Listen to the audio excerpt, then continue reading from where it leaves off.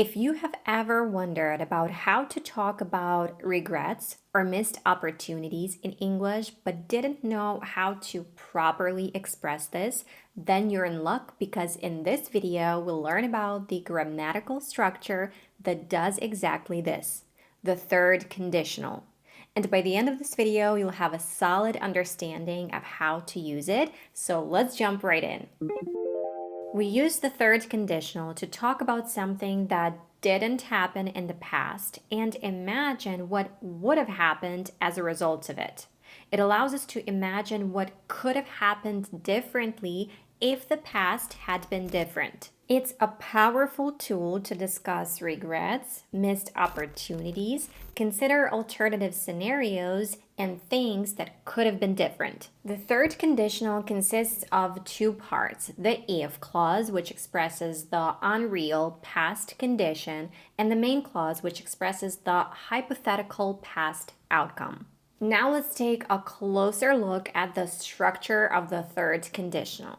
In the if clause, we use the past perfect tense, which is the auxiliary verb had plus past participle, or what we also call the third form of the verb. And in the main clause, we normally use would have followed by the past participle of the verb, but it's also possible to use could have. To make it easier to understand, let's see some examples. Imagine a missed opportunity in the past, and we'll use the third conditional to express what could have happened differently. If they had accepted the job offer, they would have been promoted by now. As you can see, here we used had with the word accepted, which is the past participle of the verb accept in the if clause. And in the main clause, we used would have with the word been, which is the past participle of the verb be. In this example, the condition is accepting a job offer, which is something that didn't happen in the past. And the hypothetical outcome, meaning that we're imagining what could have happened, is the person's promotion that they might have gotten by now if they had accepted the job offer. But they didn't. None of that actually happened. It demonstrates the potential career advancement they could have achieved had they made a different decision in the past. Remember that you can turn the sentence around and put the main clause first and say they would have been promoted by now if they had accepted the job offer. Or to make it sound even more advanced, you could drop the if and say they would have been promoted by now had they accepted the job offer. Let's take a look at another example. If I had bought Bitcoin early on, I would have made a fortune. Here, the condition is purchasing Bitcoin early on, which is something that didn't happen in the past. The hypothetical outcome is the person's financial success or making a fortune if they had invested in Bitcoin at an earlier stage. It expresses a regret and reflects the missed opportunity and the potential wealth they could have accumulated. Let's sort out another example.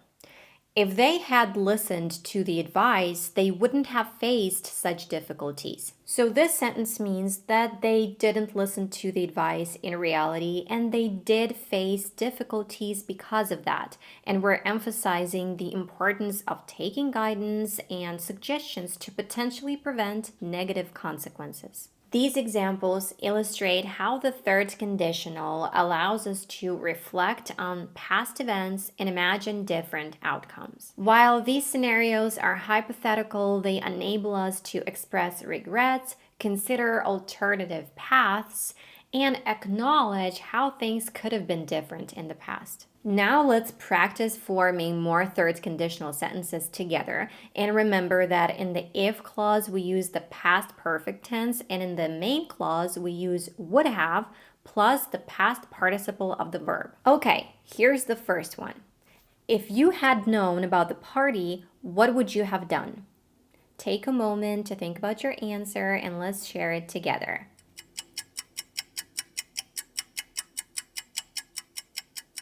Okay, time's up. Here's an example answer. If I had known about the party, I would have come and had a great time. Great job. Let's try another one. If she had saved the money, what would she have bought? Share your thoughts and ideas with us.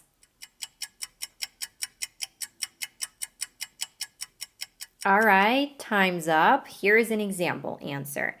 If she had saved the money, she would have bought a new car. Fantastic, you guys. Now, to give you full understanding, let's compare the second conditional to the third conditional. We've already learned about the second conditional in this video over here that you can watch by clicking this link. And to understand this comparison, I suggest that you go and watch that video if you haven't yet, or even just to refresh your knowledge about the second conditional. Remember, the third conditional helps us explore unreal or hypothetical outcomes of past events. We use it to discuss events that did not actually happen in the past, but we're imagining how things might have been different if they had occurred. The third conditional is not used to talk about real past events or situations, whereas we use the second conditional to talk about hypothetical, unreal, or imaginary situations in the present or future. For this comparison, we'll take a look at the same situation. First, I'll say it in the second conditional and then in the third conditional. The second conditional. If I won the lottery, I would travel around the world. And the third conditional, if I had won the lottery, I would have traveled around the world. So, if I won the lottery, I would travel around the world. This sentence follows the second conditional structure, expressing an unreal or unlikely situation in the present or future. It suggests that we do not expect to win the lottery, but if we did, we would use the money to travel around the world. And if I had won the lottery, I would have traveled around the world. This sentence follows the third conditional structure, expressing a hypothetical situation in the past and its imaginary outcome. It implies that at some point in the past, we did play the lottery and did not win, and as a result, we did not travel around the world. We speculate on what would have happened if we had won the lottery, indicating that we would have used the money to travel around the world. In summary, the second conditional deals with unreal or unlikely situations in the present or future, while the third conditional focuses on a hypothetical situation in the past and its imaginary outcome, typically with regret and reflection on what could have happened.